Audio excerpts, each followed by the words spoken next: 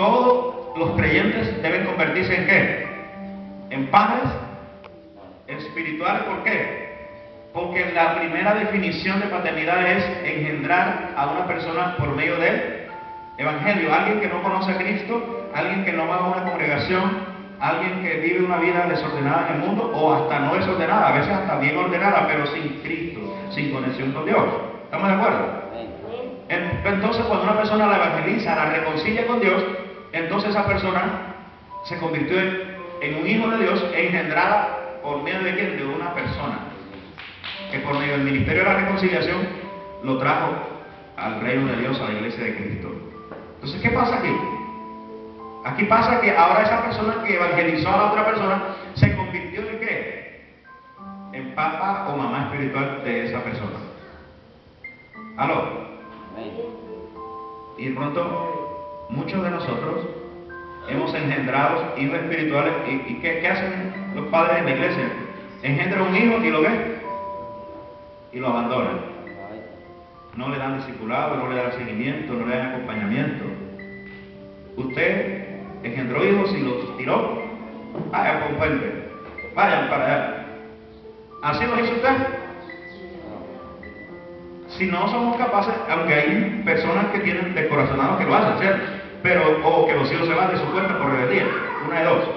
Entonces, cualquiera que sea la forma, si nosotros, normalmente una persona que está bien, que tiene sus 5 sentidos bien, que acciona correctamente, no lo hace, es porque que es en campo material, tampoco debemos hacerlo en campo espiritual. Si tenemos un hijo espiritual, si engendramos un hijo espiritual, no lo podemos abandonar. Menos mal que en la iglesia está un pastor que los adopta y le da crecimiento, ¿cierto? Por eso el pastor es el padre espiritual de la casa. Amén. Los pastores son los padres espirituales de la casa, porque de alguna manera ellos los adoptan a todos y les dan un seguimiento espiritual a todos. Se ha engendrado por uno, por el otro.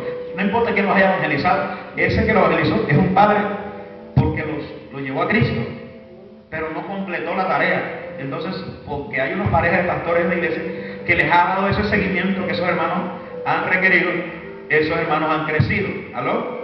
Pero no porque que los engendró espiritualmente les haya dado un seguimiento. Entonces, mucha gente engendra hijos espirituales en la iglesia, pero solamente lo lleva a hacer una decisión con Cristo. Y pastor, aquí está, se lo empujo, se lo tiro, y usted, querido. ¿Aló? Ese criar es el acompañamiento de la otra definición que damos allí. La otra definición de no, que aunque no lo engendre, sea que lo engendre o sea que no lo engendre, espiritualmente lo adopta como hijo. El pastor, sea que no los engendre, él cuando llega a la congregación los adopta como hijos. Amén.